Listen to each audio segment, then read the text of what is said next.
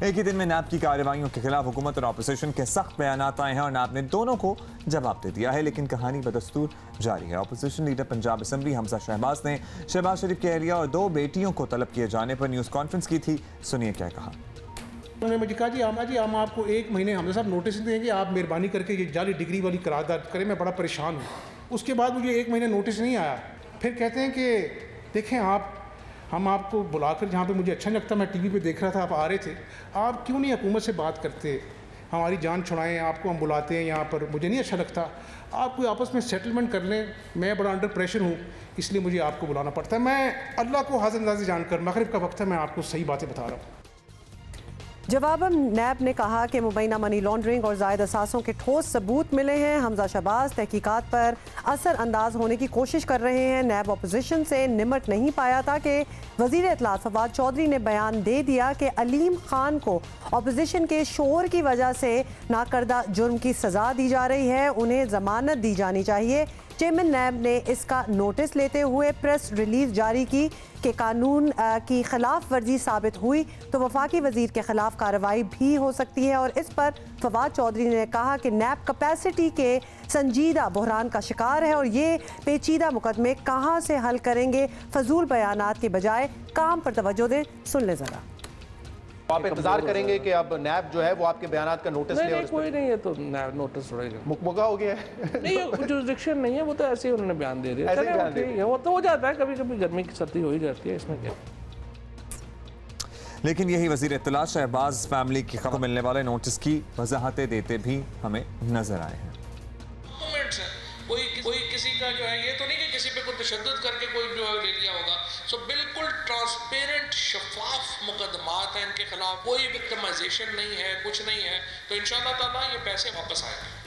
सो ये double standard जो है आपको वाज़े नजर आते हैं कि अपने मामले पे बात आए तो फिर नैब की कोई खास अहमियत नहीं है, लेकिन अगर अपोजिशन के लीडरान को नोटिस दिए जाएं या उन्हें बुलाया जाए तो फिर वाह वाह सुभान अल्लाह। बिल्कुल जी। और माहिर कानून इरफान कादिर साहब हमारे साथ है। इरफान कादिर साहब, नैब की कार्रवाइयों पर फवाद चौधरी को एतराज़ है, ऑब्वियसली हम इसकी बात कर रहे थे।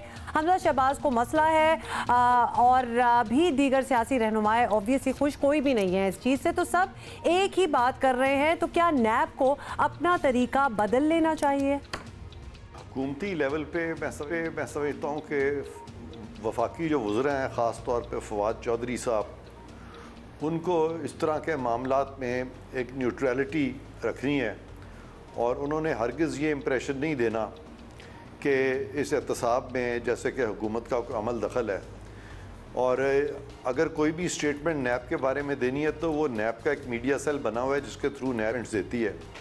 लिहाजा हुकूमत जो है ना सिर्फ कि वो इन तमाम मामलात में न्यूट्रलिटी रखनी चाहिए उसको, बल्कि उसको नज़र भी आना चाहिए कि वो न्यूट्रल है। अगर हुकूमत की न्यूट्रलिटी जो है वो मशकूक होगी तो फिर उसमें कम से कम जो सारा एहतसाब का अमल है उस पर भी फिर बहुत से सवालिया निशान उठेंगे और ये एहतसाब के अमल कोई खुशाइंद बात नहीं। इरफान साहब ये फरमाइएगा कि 1-1.5 साल से नैब के रेडार पर मुसलसल जो मुस्लिम लीग नून है इसके रहनुमाओं को अब आला अदालतों से रिलीफ मिलता जा रहा है, तो नैब अपने बड़े केसेस अपनी बड़ी अदालतों में जाकर साबित नहीं कर पाई है।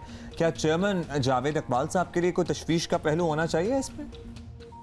देखिए, हम हर केस में नैब को भी मुर्द इल्ज़ाम नहीं ठहरा सकते क्योंकि बहुत सारे ऐसे केसेस लेटली हुए हैं जहाँ पे कि तफ्तीश भी नैब ने नहीं की और रेफरेंस फाइलिंग भी नैब ने नहीं की, बल्कि अदलिया के अहकामात के तहत JITs बनी और अदलिया के अहकामात के तहत रेफरेंसेस फाइल हुए।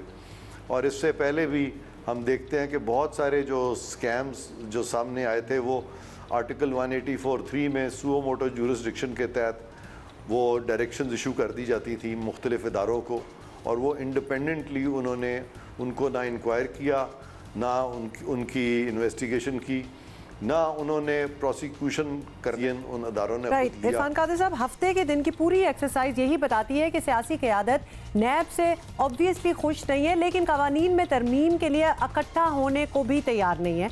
तो फिर इस मसले का हल आप क्या समझते हैं? क्या है जो हो रहा है, जैसा हो रहा है वैसा ही चलता जाए? पार्लियामेंट का जो एक रोल है और जो मुंतखब नुमाइंदों का एक रोल है, अगर वो आइंदा इसी तरह आपस में इनका लड़ाई झगड़े जो हैं वो रहे और इनकी जो आपस की जो तशनगी है वो बरकरार रही, तो फिर कानून साजी जो है, मुझे ख़तरा है कि वो आइंदा आने वाले दिनों में हम ये ना देखें कि पाकिस्तान में कानून साजी जो है वो चौक हो चुकी है, जो कि काफ़ी हद तक फ़िलहाल हुई है। और मैं समझता हूँ कि जल्द अज जल्द हमारे जो सियासतदान हैं, खा वो अपोजिशन में हैं या हुकूमत में हैं, उनको मिल बैठ कर इन तमाम इशूज़ को एड्रेस करना है, ताकि आने वाले दिनों में जल्द अज जल्द कानून साजी हो और जो रियासत की गाड़ी है वो की तरफ और तरक्की की तरफ। बहुत शुक्रिया माहिर कानून इरफान कादिर।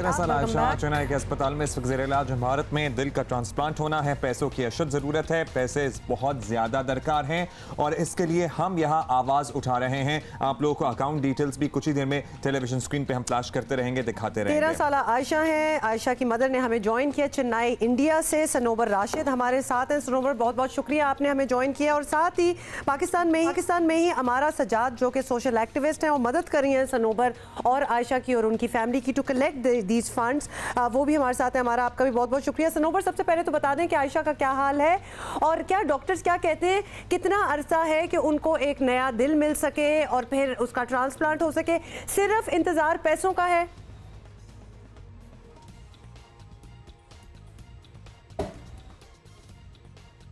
सनोबर, आपको हमारी आवाज आ रही है?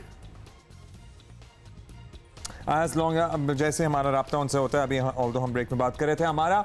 अब आप बताइएगा कि कहाँ रब्ता कर सकते हैं लोग आपसे, अगर फिजिकली कुछ देना चाहें या डायरेक्ट ऑनलाइन डिपॉजिट करना चाहें, कितने पैसे दरकार हैं? अब्दुल्ला, जैसे पिछले 2 महीने से आयशा जो है वो इंडिया में चेन्नई के एक हॉस्पिटल में उसको ट्रीट किया जा रहा है और इन 2 महीनों में अनफॉर्चुनेटली उसका हार्ट कोलैप्स कर गया था, हार्ट फेलियर हो गया था, जिसकी वजह से उनको पहले टेम्परेरली और फिर परमानेंटली LVAD एक डिवाइस होती है वो लगानी पड़ी ताकि वो उसकी ज़िंदगी को बचा सके। और उस डिवाइस की एक कॉस्ट है जो कि तकरीबन $1,35,000 है। पाकिस्तानी अमाउंट अगर उसकी देखी जाए तो तकरीबन 1,80,00,000 रुपए जो है अब तक का हॉस्पिटल का बिल फैमिली ने पे करना है। आइंदा आने वाले दिनों में एज़ सून एज़ पॉसिबल जब उनके लिए कोई डोनर अरेंज हो जाता है तो ये कॉस्ट बढ़कर तकरीबन 2.5 से पौने 3 करोड़ रुपए तक पहुंच सकती है। फ़िलहाल डॉक्टर्स को यही वेट है कि ऐसा जी हमारा बिल्कुल सनोबर ने भी हमें ज्वाइन किया है, मैच करे। जी, सनोबर ने भी हमें ज्वाइन किया। सनोबर, एक दफ़ा फिर आप बता दें कि आयशा का क्या हाल है और क्या इंतज़ार इस वक्त हार्ट ट्रांसप्लांट का, दिल के ट्रांसप्लांट का इंतज़ार पैसों का है या दिल की अवेलेबिलिटी का है? दोनों का ही है। हार्ट का भी इंतज़ार है और मैच का और एज का और ग्रुप का, ये काफ़ी मायने रखता है। फिर थोड़ा स्टेबल हो जाए क्योंकि 2 सर्जरीज ऑलरेडी पहले हो चुकी हैं, तो अभी 6 मंथ हमें इसीलिए वेट करना पड़ेगा कि थोड़ा ये हार्ट का भी हो जाए अरेंज और पैसे वगैरह भी जो हमारे साथ मसला है वो भी अरेंज हो जाए। अच्छा, कितना टाइम होता है अगर एक दफ़ा डोनर अरेंज हो जाए कि पैसे वगैरह सबमिट करने और सारे प्रोसेस कंप्लीट होने में? वो अगर इसके मैच का डोनर मिल जाता है तो अगर स्टेबल है, बच्ची के अंदर इतनी स्टेबिलिटी आ जाती है कि वो इन सब चीज़ों को बर्दाश्त कर सके, तो ये लोग ज़्यादा टाइम नहीं लगाते हैं क्योंकि पहले से सारी तैयारियां हो चुकी होती हैं। वहाँ से एयर लिफ्टिंग होती है या ऑल ओवर कहीं से भी आता है, तो ये ज़्यादा टाइम नहीं लगता है इसके लिए। अच्छा सनोबर, ऑब्वियसली हम इस वक्त पाकिस्तानियों से, पूरे आवाम से प्ली कर रहे हैं कि जितने भी फंड्स चला सकें, बिल्कुल जो फंड्स जो भी जितना भी दे सकता है तो वो ज़रूर दे। आप सनोबर एक दफ़ा फिर हमें बता दीजिएगा कि 2 महीने से आप ऑलरेडी चेन्नई में रह रही हैं, तो ये भी आप पब्लिक फंडिंग और आपने डोनेशंस पे अभी तक इतना अरसा वहाँ रह सकी और जितना भी इलाज हुआ है आयशा का? जी हाँ, ये सब पब्लिक फंडिंग के साथ ही मैं उन्हीं पैसों के साथ ही यहाँ पे रह रही हूँ और जो मैंने वहाँ यहाँ पे अभी अब तक हॉस्पिटल में दिया है, जो ऑल ओवर यहाँ रहने का खर्चा है वो भी मैंने पब्लिक फंडिंग के थ्रू किया। काफ़ी आवाम ने काफ़ी हेल्प की थी जब मैं आ रही थी, तो तब नहीं पता था कि इसको बेड लग जाएगा। बेड का कीमत बहुत ज़्यादा है, तो मतलब बहुत मुश्किल है, बहुत ज़्यादा, बहुत कड़ा वक्त है ये मेरे लिए भी। तो ज़ाहिर है कड़ा वक्त तो है, आप वालिदा हैं, आपकी औलाद है, तकलीफ में है, लेकिन होपफुली इंशाल्लाह अगर पैसों का मसला है तो मेरा पूरा यकीन है इस कौम के ऊपर, हमें पूरा एतमाद है। ये कौम पैसे इकट्ठे कर लेती है जब वक्त पड़ता है और जब ज़रूरत होती है, तो होपफुली आप उसकी सेहत पर तवज्जो दें। हम भी यहाँ अपील कर रहे हैं तमाम मुखय्यर हजरात से। Thank you so much Sanobar, आपने ज्वाइन किया, अपना भी ख्याल रखिएगा और हमारा आपका भी ज़बरदस्त बात है कि आप भी मदद कर रही हैं, बिकॉज ये बड़ी इंपॉर्टेंट चीज़ है जिसका जिक्र होना चाहिए बार बार। हमारी स्क्रीन पे अकाउंट नंबर है, जो भी हमें पाकिस्तान में दे रहे हैं, पाकिस्तान से बाहर पाकिस्तानी देख रहे हैं, सोचते रहते हैं कि किधर मदद लोगों को जरूरत है, हम कहाँ दें। This is a deserving cause.